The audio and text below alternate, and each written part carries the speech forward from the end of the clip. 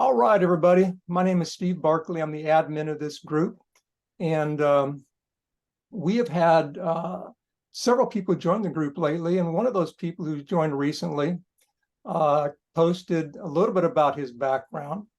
And it intrigued me.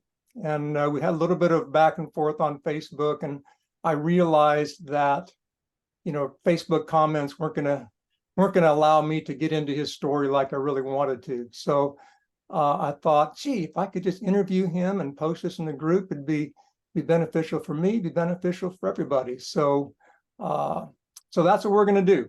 So I am here with Lamont Henderson, and I'm glad he's joined with me today. So let me just start off with Lamont. Just tell us a little bit about your background and your life and your personal story, as much as you feel comfortable sharing.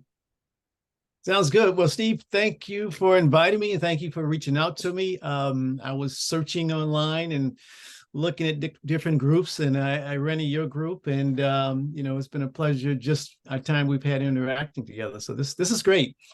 A little bit about me. I'm a father of 8 children. My wife and I have 8 children. My wife and I have been married 43 years, thank God. And I retired about 4 years ago from electric utility here in the Chicago area after 40 years of service. And so I'm retired, but I'm not retired, if you know what I mean. So retirement from the job, but I'm not retired from life. There's a lot of things that I would like to accomplish. Yeah. And as part of my journey, one of the things that before I retired that I was sharing on your post or your group was that, back in 2016, I was diagnosed with prostate cancer. And certainly, a diagnosis can be of that nature, can be very, very, how would I say, something that would trip you up. But I would say that God has really sustained me in the midst of it. Back in 2016, I decided as a alternative, rather than going through the normal process of either removing or having radiation done, I became a raw vegan. And I've seen tremendous results in that in my life. And we could talk a little bit more about that story in detail, but that's kind of the skeleton where I'm at today. And I'm trying to, with my time now, I'm trying to encourage people in the areas of health, physically, mental health, spiritually, because I think it's a great need for that today, particularly in the times that we are in. So hooking up with a group like yours has been really a joy to kind of see what you guys have been doing in your group. All right. Well, so you said you had 8 kids. What's kind of I know the ages change all the time, but kind of just basically what's the age range of your kids today? My oldest is 40, and my youngest will be 21 in December. Okay. All right. So it's a good range. We have 5 girls and 3 boys. Awesome. Well, that's a good mix. Oh yeah. We also have I failed to mention we have 11 grandchildren. Ooh, good. And they range from age about 15 down to a year and a half. Oh wow. Yeah. That's awesome. Are they all kind of around where you are? Are they scattered around or what? Yeah, one, but my 5th child, my son Quentin, him and his wife live in Michigan. Mm-hmm. So he's only about 2.5 hours away, Yeah. and Yeah. we'll be popping up to see him in the middle of the month.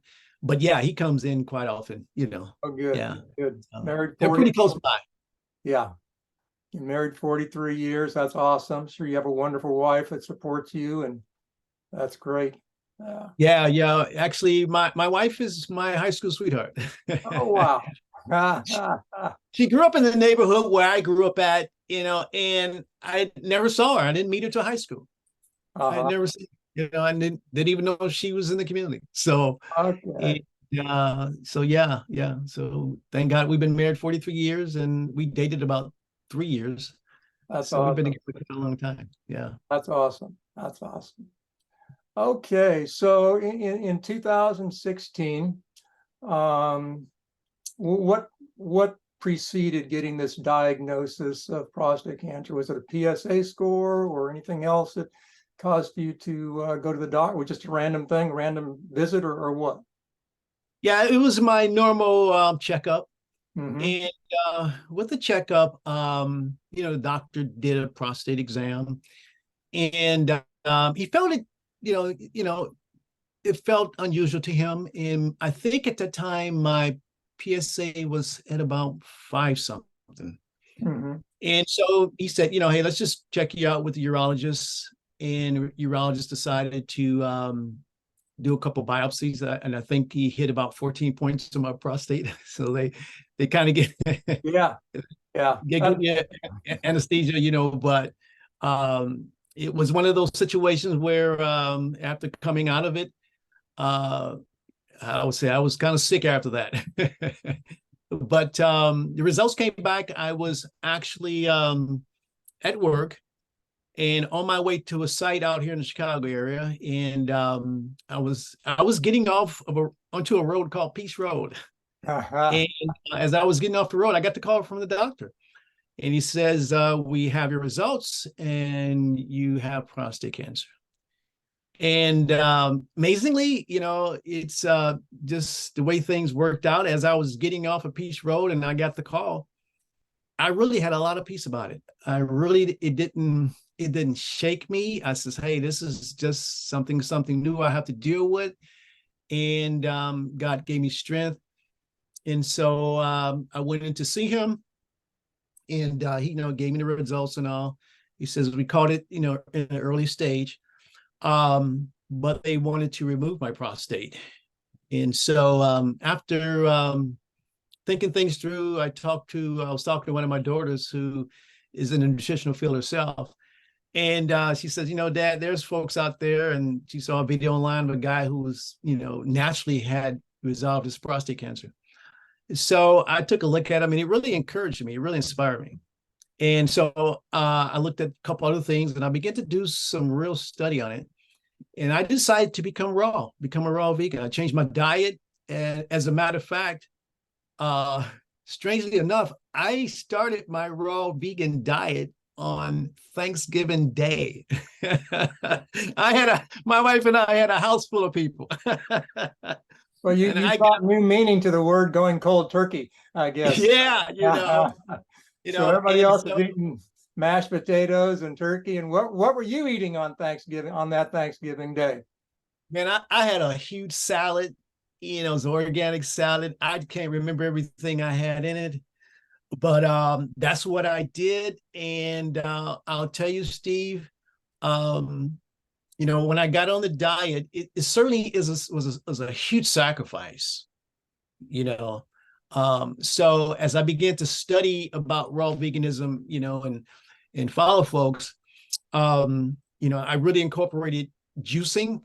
So I'm still going to work now. So I would have to get up at 4 o'clock in the morning, do my regimen, do my juicing, create my salads, and my salads are like meals. Okay.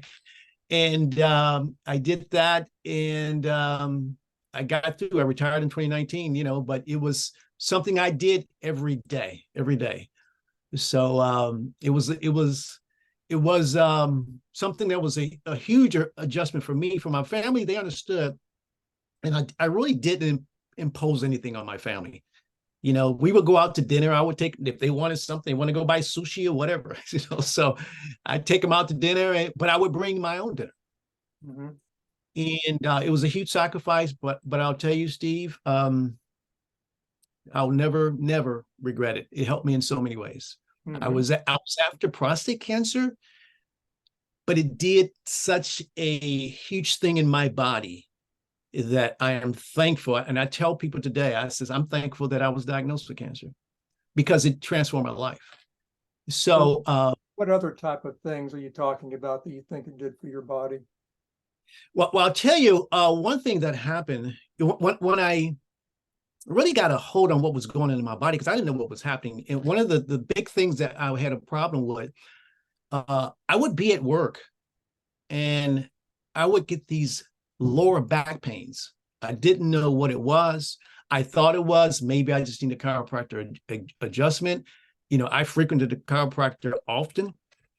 And so one day I was coming home from work. The pain in my back went around to my stomach, my abdomen area. So I called my wife. I says, hey, meet me at the job site. I need to go to the hospital. I don't know if I'm having a heart attack or what. And I really thought I was having some kind of heart attack. So we went to the hospital. They got me in. They did all kind of tests on me the next day.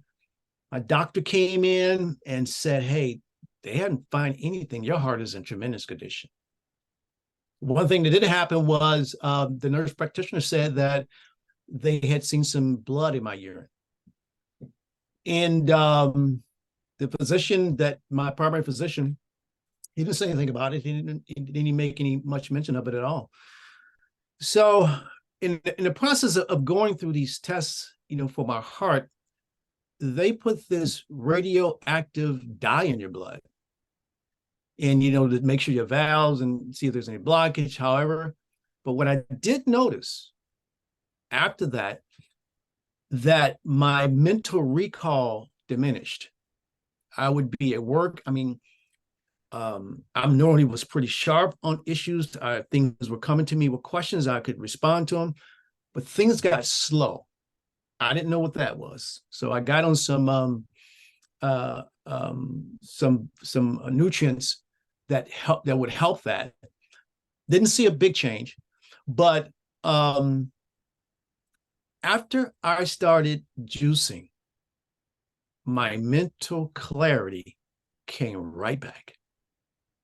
And something with that, you know, when you have that radioactive dye put in you, the technician that's helping you, even when that dye is, you in that room and that dye is going through your veins, they can't even be in there.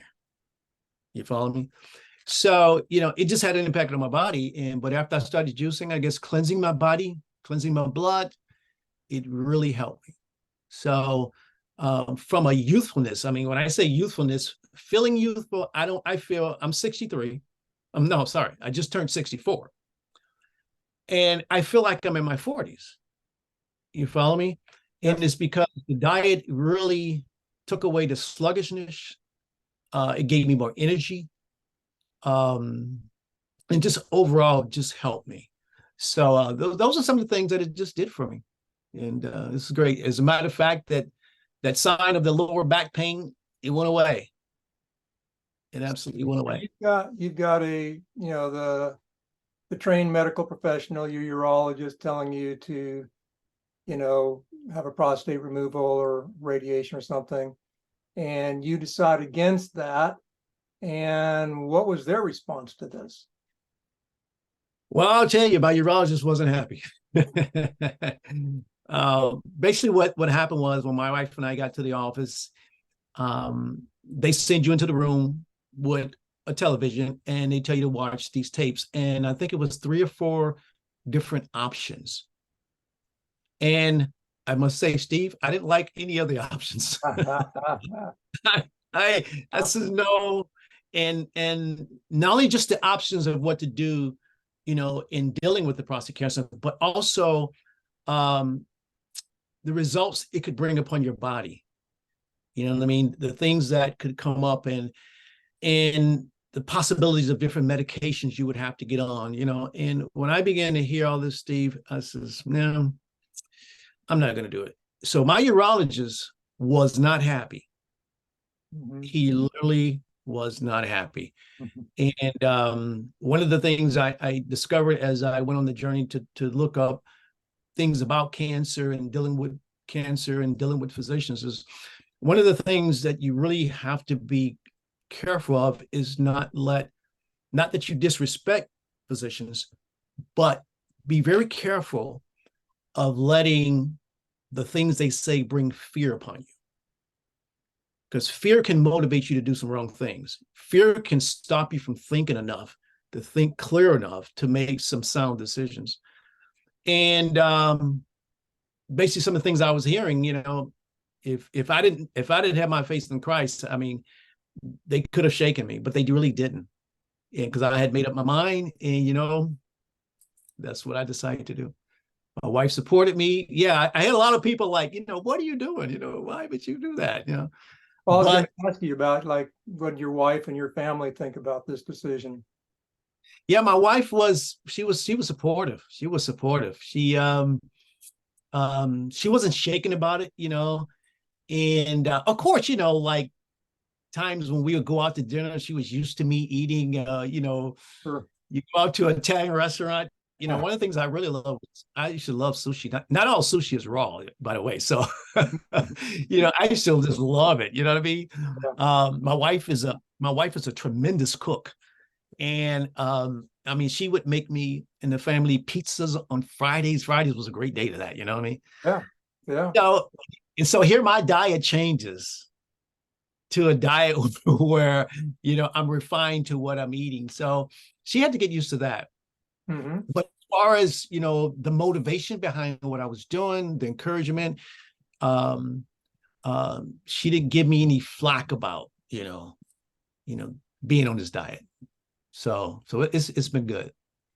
Did you have any type of weight loss or anything like that? Yeah, absolutely. I sure did. How would I say? In the first 30 days, I lost 30 pounds. I went from 182 to like I said, 152. And then I went from 152 to 142. Hmm.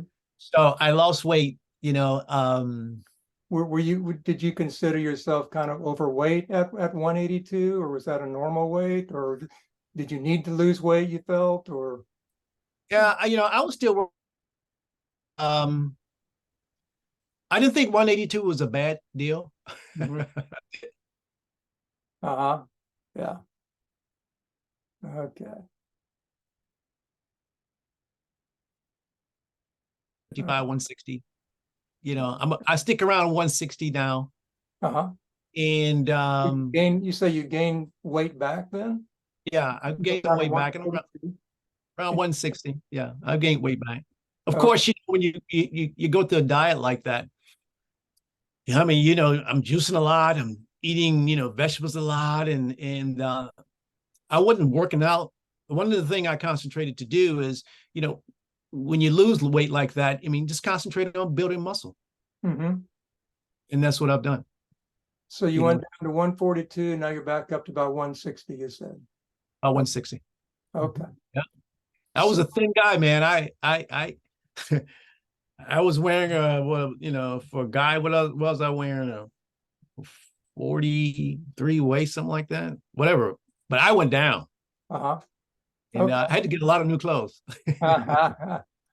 So let me ask you this. Now are you the only one in your family doing this, or is this like, did your wife join with you on this, or has she changed her eating along with you, or how's that all gone? No, my wife has changed her eating habits similar to mine. I mean, but she still eats meat and so forth. Mhm. I take her, we go to raw vegan restaurants, and my wife absolutely loves the food. Mhm. But as far as her changing over to her lifestyle, as far as eating like Mhm. mine, she has it, and I don't mind. Mhm. I tell people this is my choice. Right. It's not something that I have to have my family doing to feel comfortable about it, really. Yeah. But it has impacted my family. Uh-huh. Several of them, how they eat, they're very conscious. Yeah. Um, and so it has had like I said, an impact. But as far as them changing over and having a diet similar to mine, Mhm. I haven't seen it. Some of them have said they would, but I know it's a huge sacrifice. Okay. You Well, know, let's get down to the nitty gritty here, okay?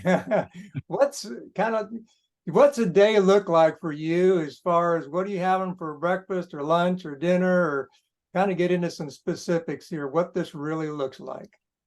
all right. Well, let me just drop back to what I was doing when I started this whole diet, when I really got into it. You know what I mean? My day would look like I said, a normal work day. A little easier on spot on a Saturday and Sunday, but a normal work day because I had to prepare my meals ahead of time. I would get up in the morning around 4:30. I I would go out and buy my vegetables from places that I believe had nice vegetables and organic. And I get up in the morning and I wash whatever I'm going to prepare to eat that day. The first thing I would do is, I get all my vegetables, I would divide them up, and one bowl is for juicing and one bowl is for a big salad that I was going to create. And so I would juice about, I would say at the max about 48 ounces of juicing per day. And this was, it could be kale, it could be spinach, it could be celery, cucumber, peppers, ginger, turmeric, celery, or I think it's a celery, parsley, cilantro, lemon, green apples, carrots, you name it, I put it in there. Sometimes I will put garlic with it. Now, when I did notice when I put garlic in it, if I was in a meeting with somebody at lunch, they would move. So, so, I remember one guy, he didn't say nothing, but he just got up. So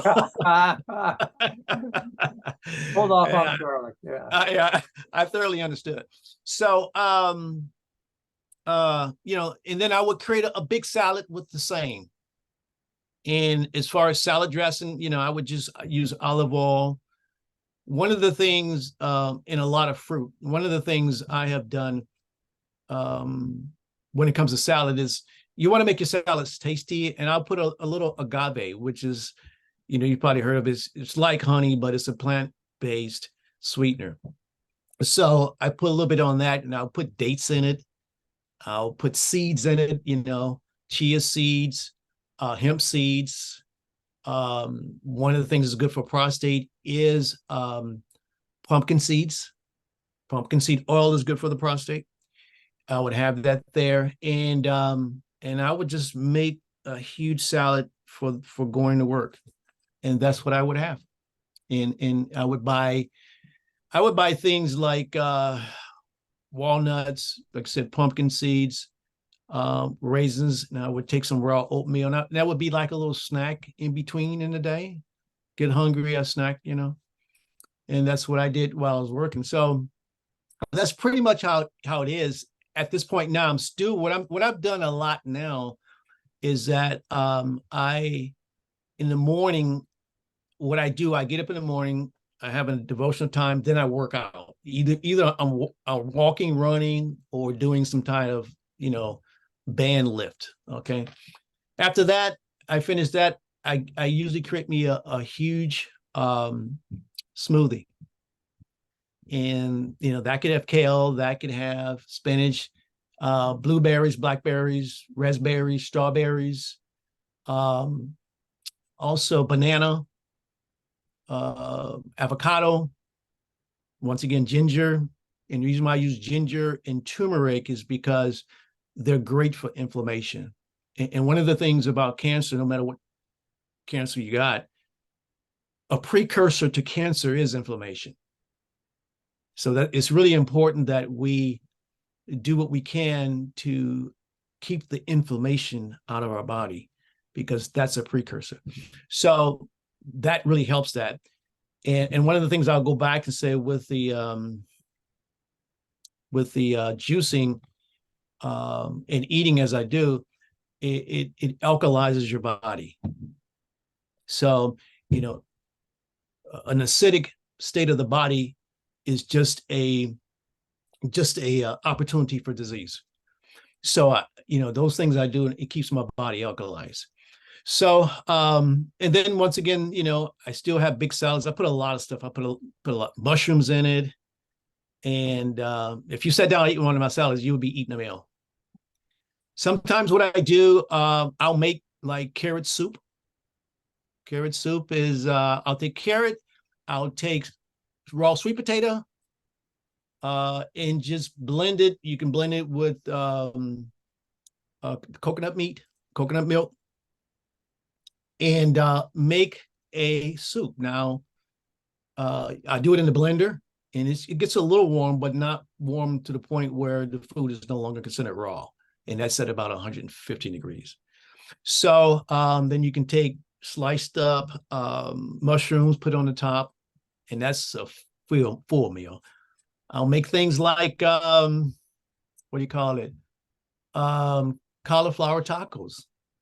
Describe a cauliflower taco. Huh?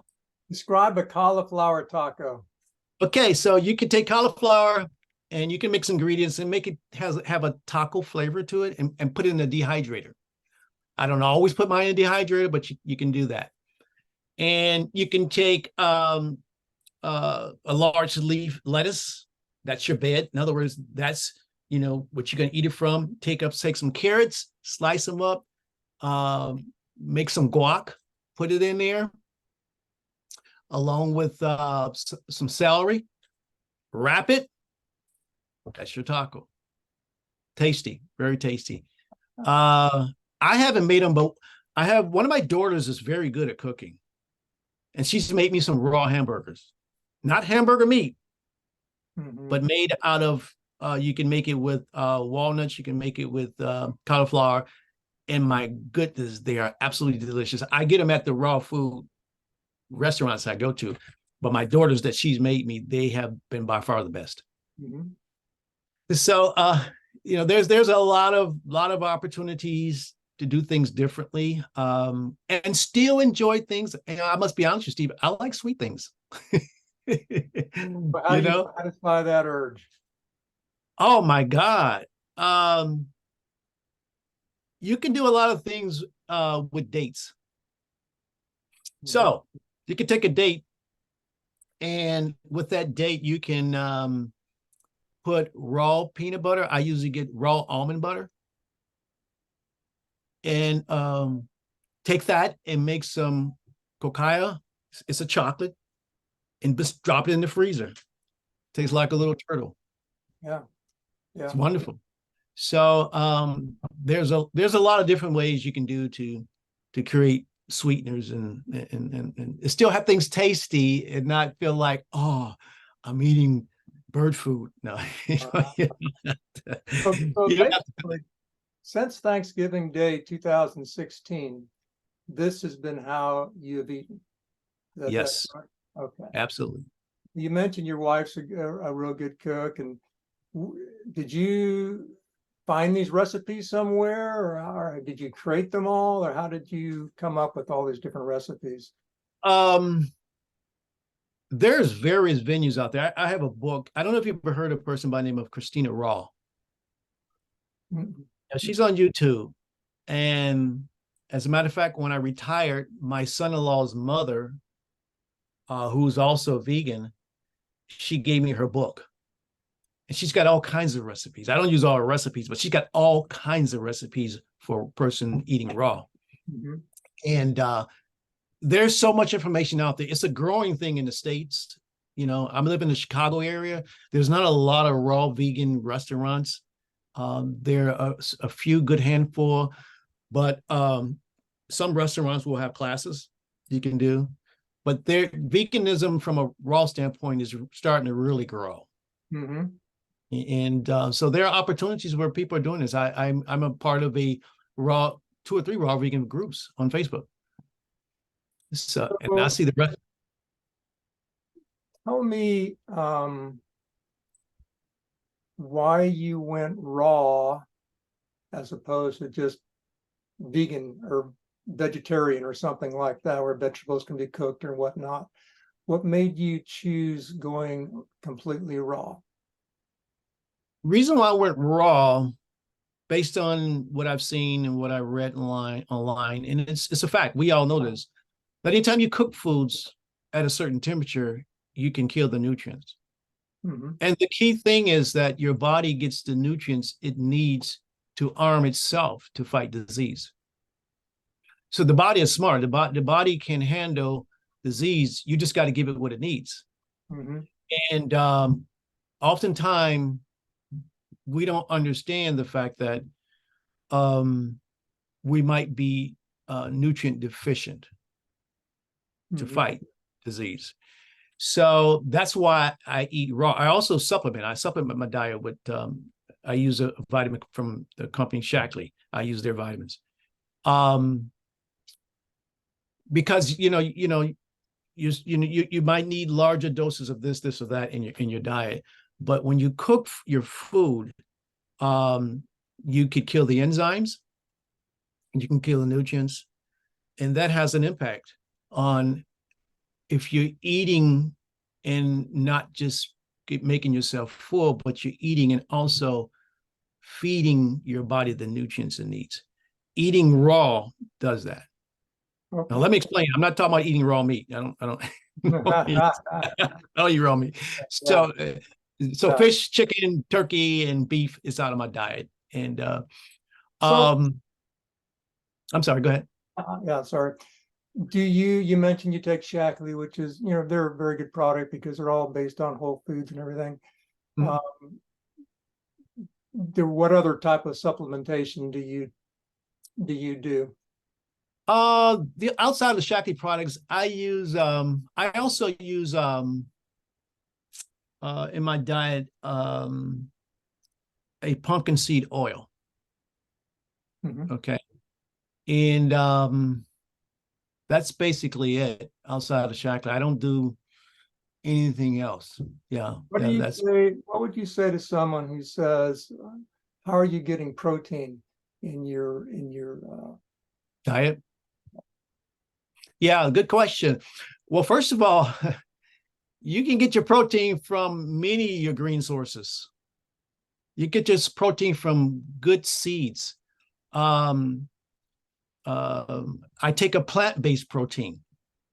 Okay. Supplement. So, yeah. And I'm getting, just from that, I get about 20 grams of protein. So that helps me. But just from the food alone, you can get a lot of protein from your green vegetables. You certainly, I'm not one who goes out, Steve, and just, okay, I need this many cups, this many. I just don't do that. Right. I don't see how people do that either. Yeah. I don't do that. So, but, I hear that question. I get that question a lot, Yeah. Of course, I'm not the guy walking around with bulky muscles. Well, I'm 64 anyways. But anyway, I'm not, I like to stay in shape. I like to look nice, but I'm not trying to look like all of that. You know what I mean? Yeah. So. Okay. So, if you don't mind sharing, and you don't have to if you don't want to, but you have this diagnosis of prostate cancer. You took an alternative route to what traditional medicine told you to take.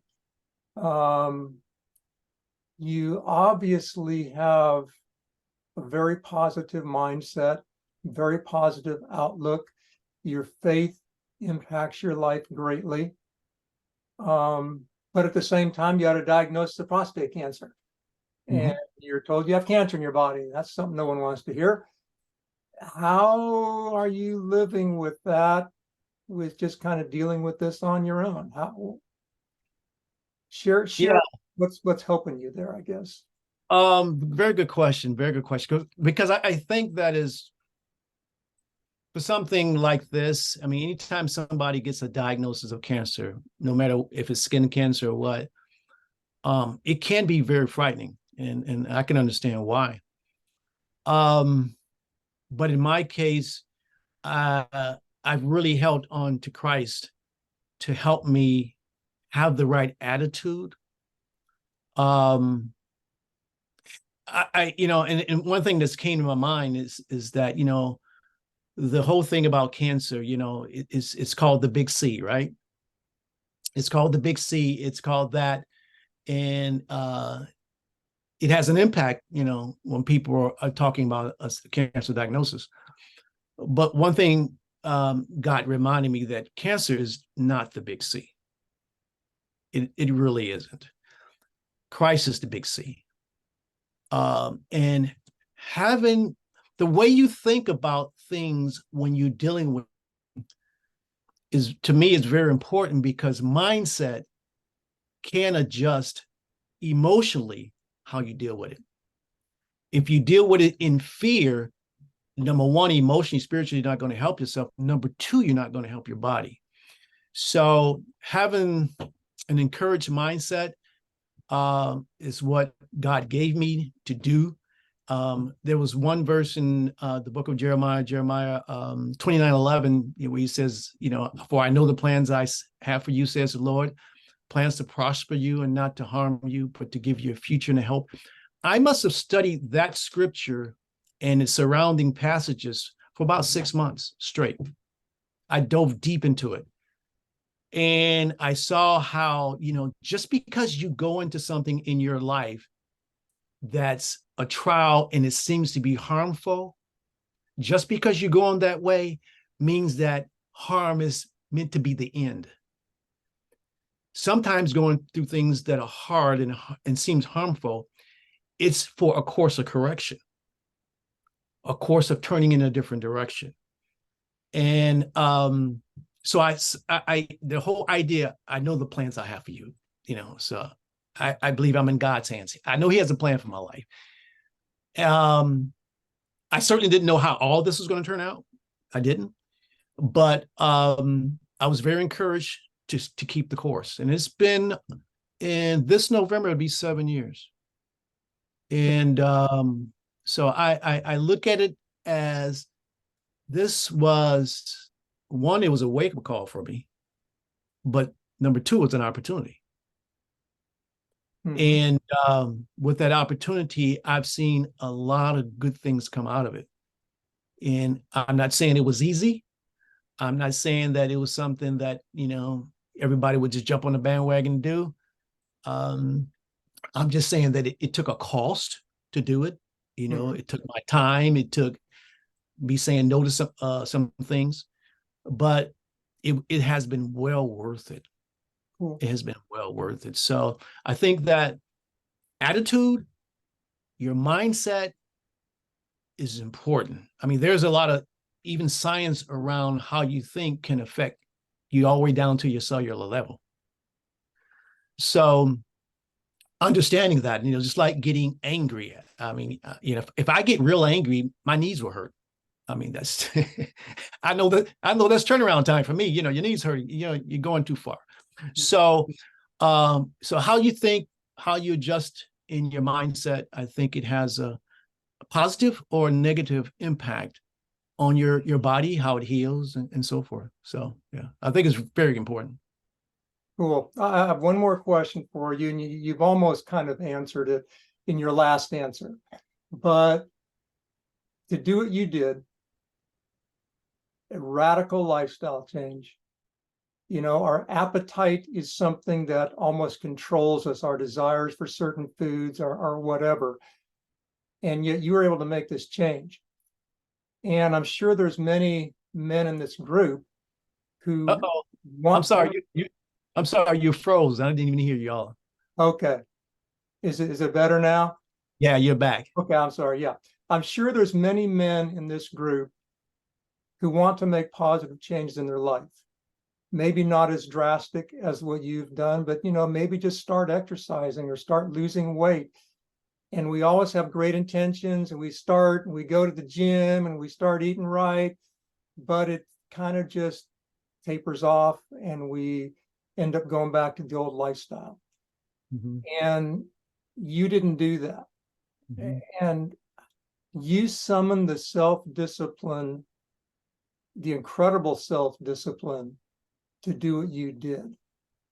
What would you say to the men in this group who want to make some type of change to better their health and better their life?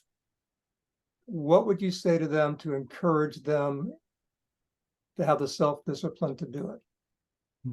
Good question. The first thing I would say would be this. What I did, how I started, why I got on this road is because my diagnosis was serious. I mean, the bottom line, it was a serious diagnosis. And I took the diagnosis seriously as far as how it could impact my life. And I says, I'm going to address it seriously. So I knew that I couldn't play with it. I had to just as though it came on me seriously, I had to respond to it seriously. So I would say the people that, are trying to or would like to do something like this, are concerned about their body, perhaps they don't even have a diagnosis. It's just that they want to get themselves in a certain shape. I would say that, looking at what I did is one thing, but just look at what they can do for themselves. If it's changing your diet habits in one meal, starting out in one meal a day. I talk to people who would like to go raw vegan, and I says, hey, you got to realize if you want to do it, it's serious. It's nothing to play with. You don't want to be vacillating back and forth, because if you go into it, you drop out, then you're going to not feel good about yourself. So all that emotion goes on. And so I say, hey, just start with one meal. Start with one meal, eating as best you can. If it's away from, how would I say, fried foods or going out to eat, just make sure you have a good, solid, nutritional meal. Start there and build from there. Trying to do it all at once like I did, for me, it was all about the diagnosis. I knew I couldn't be playing games. So, but start there and, be consistent. I think that's in anything you and I would do. Any sport a person would be in, any relationship you're going to be in, consistency is important. If you're going to win, you have to be consistent.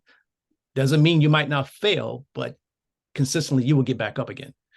So that's what I would say. That is great advice. Start small, small incremental change over time, yield a huge result. So that's awesome. Well, Lamont, I thank you for joining me today. And I didn't give Lamont any of these questions ahead of time because I didn't know what the questions were going to be. I was just going to talk about what came to my mind, and because I was curious about his journey. And you did an amazing job of responding and giving us insight into your life. I appreciate you kind of being willing to share your personal story. And I hope that it has encouraged me personally. I guarantee that. And I hope it's encouragement to others in the group. Thank you very much, Lamont. Well, thank you, Steve. I sure appreciate this. Thanks for reaching out, taking the time and chatting with me. This means a lot. Really appreciate it. All righty.